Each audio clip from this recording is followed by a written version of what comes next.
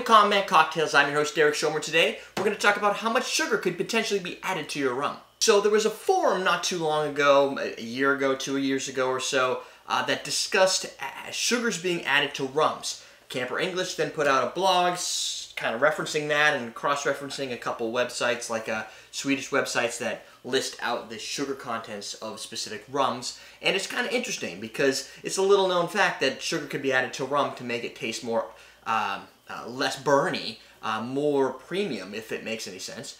And I just wanted to show you a visual idea of what some of these might be. So in all the cases, they measure the sugar by liters, so it's X amount of grams per liter. In a Havana Club, Tres Años, Bacardi, Superior, Matusalem, Solera, at least, every brand has like multiple labels, so in the Solera version of Matusalem, there's 3 grams of sugar added to your rum. So that right there is 3 grams of sugar per liter. So that means if you took a liter of water and you added that sugar to it, that's how much additional sugar is added into the rum that wasn't part of the actual process.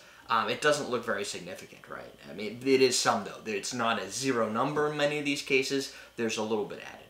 Now, in a bottle, a 1 liter bottle of Captain Morgan Gold, which I don't have. All I have is this bottle here, which is a Captain Morgan brand. It is gold, but this is a spice rum. In a Captain Morgan Gold, you're looking at about 12 grams of sugar, at least reported on the websites. Whether it's exactly the same coming into the US, I don't know, but it looks about approximately like that for a liter. Moving on up, if you go into the Angostura 1919, which is a brand and a product that I love, I actually hide the bottle in the back so I don't use it as often. You're looking at 15 grams of sugar in a 1 liter bottle. And then, because I know Ree, one of our viewers, loves when I always bring cachaça into a rum video, this cachaça here, Cachaça 51, was listed at 16 grams. So a little bit more, but it is a rum pressed cane juice product, so it's kind of like rum. Moving on up, Captain Morgan Black, that's what this represents. El Dorados, 13s and 15s, at least the 15.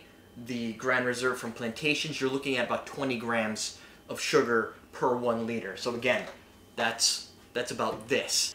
And to finish it off, Zacapa 23, Sistema Solera 23, has 23 grams of sugar listed on this website. So that's probably, I mean, there were some, I guess, that the rumor is that that's what was listed at some points. There are some rums that go up to 40 grams per sugar in a 1 liter bottle.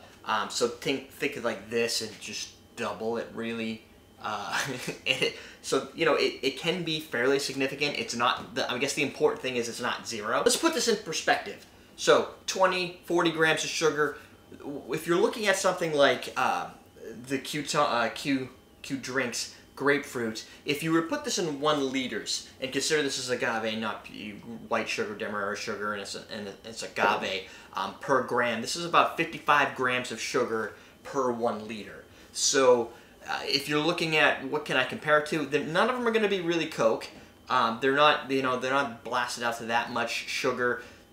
Though if you're mixing a cocktail with Q and a bottle of Solera, you know, Zacapa, and you're wondering why you might be putting on a little weight and you're having like 4 or 5 of these at a sitting, you might have figured it out. I know there are companies out there that exploit this and talk this up and say, look, there's all these rums. Like if you look at, if you've spoken, we've had Warren Bobber on here. Warren's big thing is Warren really is, he really is not a big fan of sugar. He is a brand ambassador from Mazan. They don't add any additional sugar, so you're looking at 0. And there are brands out there that have 0. I think what you'll see is with this style of revolution, there will be more people talking about how they're not adding any additional sugar. So your takeaway here should be that there are brands that add sugar. What that means to you is that your own personal desires, needs, or ambitions. But there are products out there that aren't doing this, that have the no caramel color added as well. And it really comes down to a movement. If you're one of the people who's going for 100% authenticity, they don't like anything added into their stuff, they want what the label says to be what it is, the impression left to be what it is, then you might want to lean towards, if you can find them and they're bragging about it, no sugar added rums. What this really does, this bit of sugar, and we'll show this right now, is it curbs a little of the edge.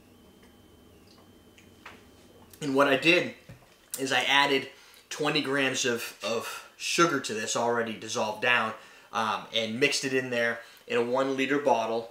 You know, there's 1 liter with the 20 grams of sugar, which is a little less than what you see here. And it tastes like the worst flavored water you've probably ever had. There's a little sense of sweetness to it, enough so that it doesn't taste like regular water. It has a little bit of a sweet, rounded flavor to it, but it isn't sweet water. It isn't something I would ever desire drinking. But it does lend itself to the back end, a little bit of sugar. And what I think you'll find is that rums add that little bit of sugar to take off the edge. It does make it seem more premium because it's smoother, because sugar's giving us that impression of smoothness, and that alcohol burn fades quicker because you're getting that nice, smooth, round, sugary sensation. And my personal opinion, my personal beliefs are probably that this doesn't matter as much to me. I love the plantation brands. I like Ron Zacapa. There's not real rums out there, maybe Brugal, that I'm not a huge fan of. If it's anything, it's usually the distillation style, the yeast that's used, or if it's an agricole and it's a little grassy and I'm looking for something a little bit more rich in flavor and molasses, then that becomes an opinion based on taste and flavor profile, not necessarily based on the fact that this one has more sugar than that one. Although it is interesting to see. Now in the United States, the label that you might see on a bottle might look exactly like it does in another country, but the sugar contents could be different. One of the tricks here in the US is we are not required by law to have nutrition facts on our alcohol or any of our sins, really. So you don't have any idea what's in here. So to find some of this, you have to find sites like the one I'll link in the description that will produce those numbers, because it's probably a requirement by their federal law to explain a lot of that information. So regardless of whether you like rums with sugar and without sugar, maybe the bigger argument should be, should there be some legal standing to allow the consumer to know more about what's in the product as an added flavoring? I'd be curious to see what some of those big-time vodkas that you're paying top dollar for have for added sugar or glycerin or anything like that, because I'm always curious to see if they're as authentic as they claim to be. With that, not to specifically lay claims on specific brands, but it is an interesting discussion to have. I think it's something that's worth talking about. And I'd love to know you guys' opinion on whether you care at all if there's added sugars to your rums. I just care about flavor myself, and I leave it up to the master blender to decide. But there are those hardcore folks out there that want the 100% natural product that they can get. And so it's just something to be aware of. That's it, my friends. We're teaching you how to drink. The next thing I do is the double cocktail rule. 2 cocktails in an hour, no more. Really, 1 is good. 2 is slightly excessive, but let's be honest, it happens. So, you know, you start the night, I might have a whiskey sour or whatever, or maybe a pisco sour.